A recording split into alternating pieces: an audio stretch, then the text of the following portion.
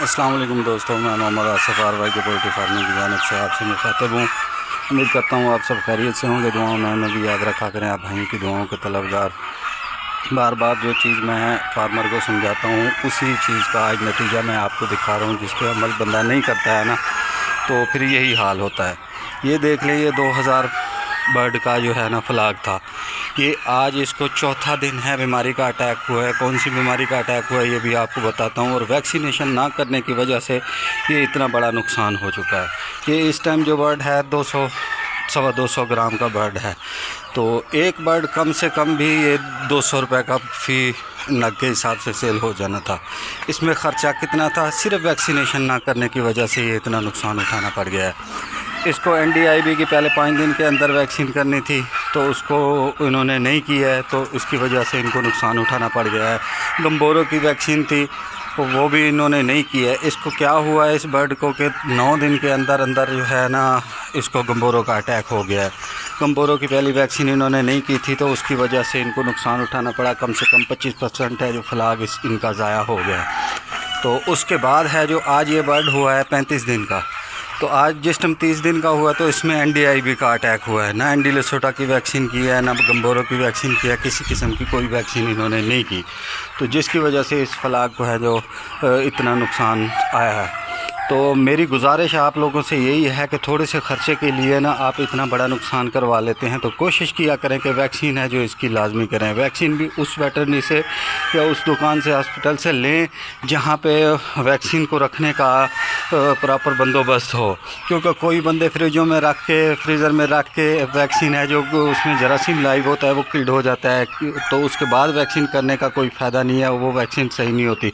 किसी बड़े जो वेटरनरी स्टोर हैं उनसे वैक्सीन लें और वैक्सीन अपने बर्ड को लाजमी करें, जिसकी वजह से आपको बहुत ज़्यादा नुकसान उठाना पड़ सकता है। अगर इसमें अटैक आता भी है तो ये सोचें कि जिस टाइम आप वैक्सीन करेंगे ना, तो उसके बाद अटैक अगर होगा भी सही बीमारी का, तो उसमें है जो नुकसान है जो 25-75% का होते हैं। 75% तक आपका बर्ड है जो सेफ़ हो जाता है, 25% ज़ाया होता है। अगर आपने नहीं करनी है वैक्सीन तो फिर ऐसे समझिए कि ये 100% इस पर जाएगा। इसमें आपको ये देख लें, कोई ऐसा बर्ड नज़र नहीं आएगा जो डिस्टर्ब ना हो।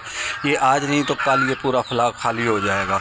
डेली की इनकी 300-400 मोर्टेलिटी हुई है, 300 मोर्टेलिटी हुई है। 4 दिन के अंदर अंदर ये बिल्कुल खाली हो जाएगा।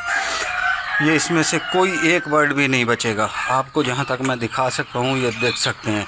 ये कोई बंदे बोलते हैं कि जी ये IB है, ये देखिए जिस तरह से ये बर्ड कर रहा है, ये इसको एंडी में भी इस तरह का जो साइन है ना आते हैं, इस तरह के अंदाज इनके होते हैं।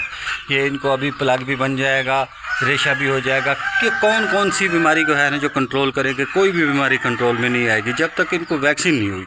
अगर वैक्सीन हो भी जाती तो फिर भी इनमें चांस थे कि कुछ बच जाते।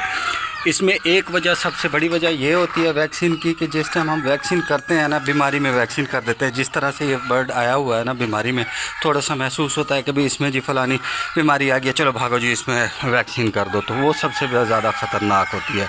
तो इसमें भी यही हाल हुआ है। जिस टाइम बीमारी आई है तो इन्होंने वैक्सीन किया, तो वैक्सीन करने के बाद है जो ये मसला पैदा हो गया है। तो मेरी तमाम दोस्तों से गुजारिश है कि थोड़ी सी मेरी एक इल्तिजा होती है, ये सुन लिया करें। आपका बर्ड है जो कभी ज़ाया नहीं होगा। ये भी मेरे कस्टमर हैं, इन्होंने मुझे आज बुलाया कि यार आप हमारा बर्ड है जो इतनी मोर्टेलिटी हो गई है, पहले फ़ोन पर रब्ता होता रहा। आज इन्होंने बुलाया, जब देखा कि इसमें एंडी के साइन हैं, तो मैं भी यहाँ पे खड़ा हूँ। अभी मुझे अपने फार्म पे जाना है, तो यहाँ से पूरे अपने आप को वॉश करके तो फिर अपने फार्म में जाएंगे। ये बहुत ज़्यादा ख़तरनाक है जो बीमारी है एंडी की।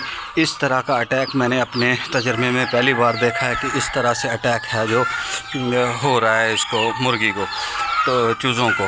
तो इनका और भी मुर्गी भी खड़ी हुई है बड़ी, और छोटा चूज़ा भी खड़ा हुआ है। कम से कम इनके पास 10,000 फ्लाग हैं जो 10,000 की रेंज में चूज़ा मुर्गी खड़ी हुई है।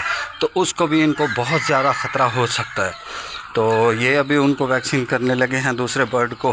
तमाम दोस्तों से यही गुजारिश होती है कि NDIB की वैक्सीन पहले 5 दिन के अंदर अंदर करें, फिर गम्बोरो की 9 दिन के अंदर वैक्सीन करें, फिर उसके बाद 18 दिन पे एंडी लेसोटा की वैक्सीन करें, फिर 28 दिन पे SHART 2 गम्बोरो करें, اور پھر 35 دن پہ NDIB کی ویکسین رپیٹ کریں. اس کے بعد ہر 5 دن کے بعد ہر 35 دن کے بعد ہے جو آپ نے NDIB کی ویکسین رپیٹ کرنی ہے. فال پاکس کی ویکسین بھی ضروری ہے 45 دن کے اندر وہ بھی آپ کو کرنی چاہیے.